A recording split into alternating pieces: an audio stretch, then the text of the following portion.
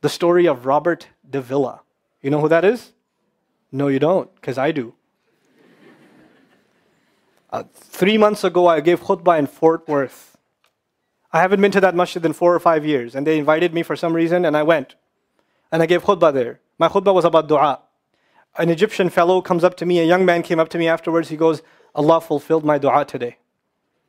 And I said, what's your dua? He said, my dua was that Nouman Ali Khan should meet Robert Davilla. I was like,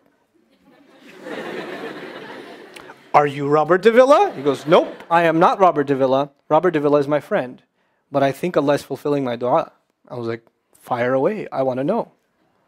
Robert Davilla is a young man who lives in a town 40 minutes past Fort Worth. He was a farmer, young guy.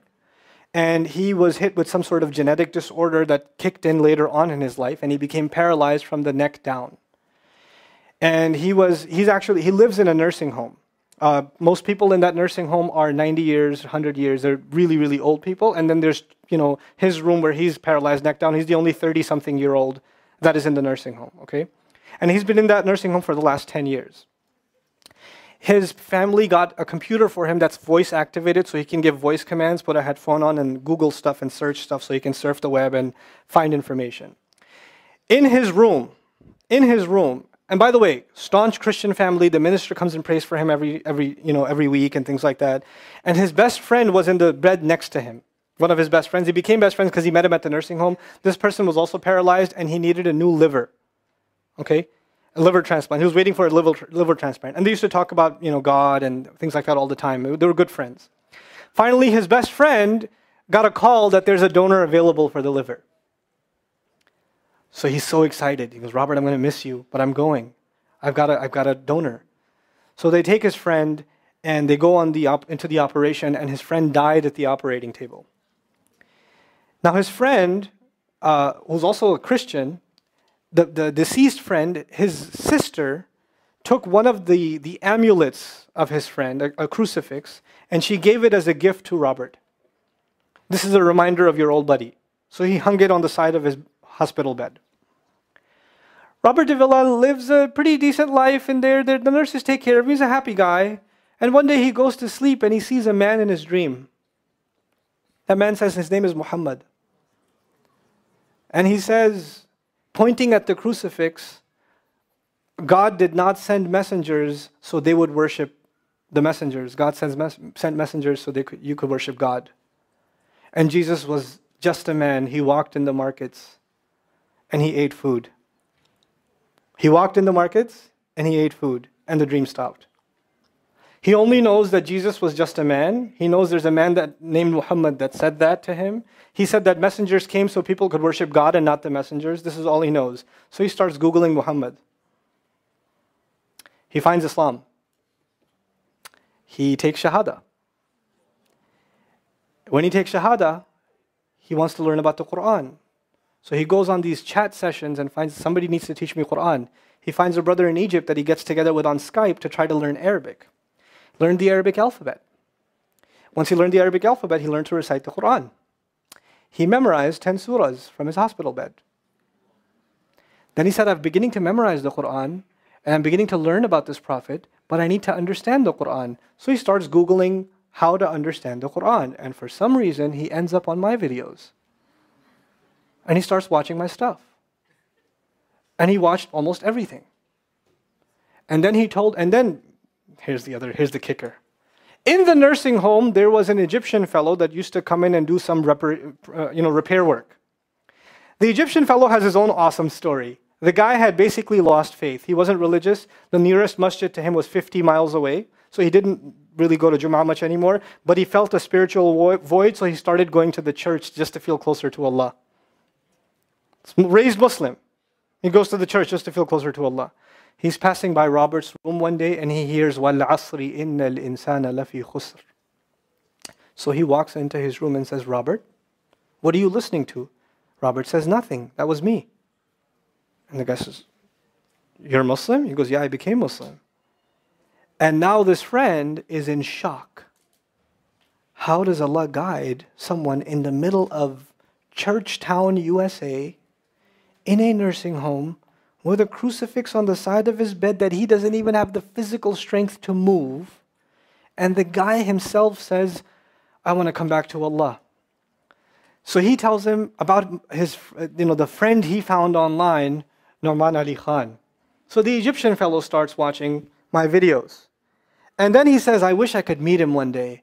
And he says, okay, I'll pray for you. And after 5 years, that Egyptian friend shows up at the same masjid that I haven't been to in 4 years. And after Jum'ah says, I think Allah wants to fulfill my friend's dua and my dua. So I said, I think He does. Let's go. So I took a few of us and we went. And we met with Robert. We had a beautiful conversation with him. And inshallah, for Eid, we're going to go to his nursing home again. The nursing home was pretty shocked. You're all here to meet Robert? He's like, yep. Why do you want to meet him? He's an inspiration. I'm like, okay, let me check if we can. And they had to call the hospice administrator and all this stuff, and then eventually let us in. And Robert's in shock. And then I meet with Robert, we're talking, and I was like, hey, Robert, so I heard you memorize some surahs. He says, yeah. Can you recite one for me? So he recited Surah Al-Asr. Not one of us was not crying. We're just in tears. When somebody turns to Allah, don't worry about the means. Guidance will come. Balance will come. I want to tell you some more about Robert because young guys are here. Young guys that play basketball. Young guys that are healthy. Young guys that have ambition. I told you, what's his paralysis? From where to where? Neck down. He has a special wheelchair that has to hold pretty much every part of his body in place. He can't just sit in a wheelchair. It holds his neck and it holds every other part of his body in place because he has no control over his limbs. And he has to have a special van where the wheelchair locks in so that if it goes through a bump or whatever, he doesn't, receive the shock. So he made a request. He wants to go to the Friday prayer. They didn't have the special van, so they put him in a regular van. And so he went to the regular van and a few bumps and his spine got even more hurt. He went to Jumu'ah. He came back in excruciating pain. And they said, I'm sorry, Robert, you're no longer able to sit in your wheelchair. You're going to have to stay in your bed for the next 6 months at least. If you see recovery, then you can get back up again. I met him in that span. He had already been in that bed for 3 months already. And the reason he was in that bed is he went to the Jummah prayer. And he told me about the Jummah prayer. He said, I've never felt more peace in my life than I was in that masjid. And you know what I'm going to do, Brother Nouman? When I can sit in my chair again, I'm going to go to Jummah. I'm going to go to the masjid because I've never felt like that before. There's someone who has nothing but control over his mouth and his eyes. And he says, I only find peace in the masjid. And here we are. These masajid, I don't care what ideology, what school of thought, what they're talking about in the masjid, what fitna is there. I don't care. It's still Allah's house. Just go to pray. Don't go there to talk to people. Go there to talk to Allah. Just go to talk to Allah. You're just going for you and Allah. That's it. That's it. Other things will come, but you're not going for them. You're just going there to find peace. You'll become different people. If Allah can guide Robert Davilla, Allah guide everybody. And then he said, sometimes I wonder why Allah put me in this position. And then I say to myself, what am I kidding?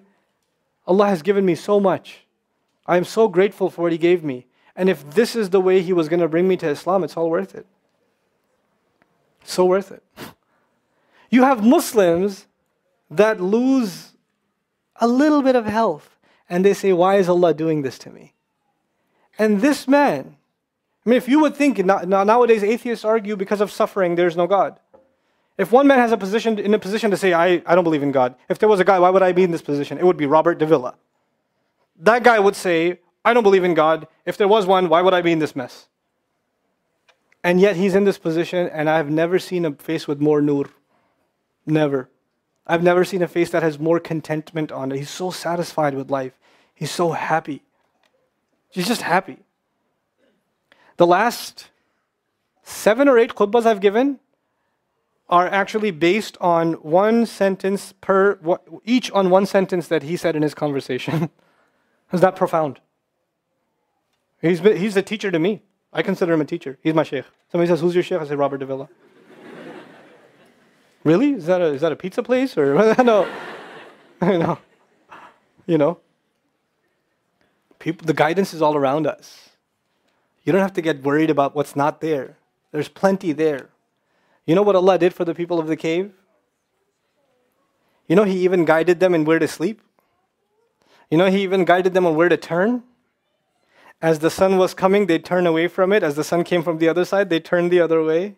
Allah will guide you in your sleep when you make dua to Him. He'll even guide you in your sleep. Every toss and turn will be guided by Allah. Can you imagine? We shouldn't be skeptical in Allah's guidance. We shouldn't worry about how am I going to find balance. No, that's Allah's job to guide you. Your job is to talk to Him. Your job is to get sincere. That is the message I have for you. That is how we're going to find balance. Honestly. And if once you do that, once you become sincere to Allah, Allah will open doors. Allah will give you friends. Allah will give you teachers. Allah will give you access to resources, all of which are going to bring you closer and closer and closer to Him and to the truth and make life better for the people around you. This is really the gist of what I wanted to share with you. I don't want to speak longer. I've spoken too long already. I love coming back to you.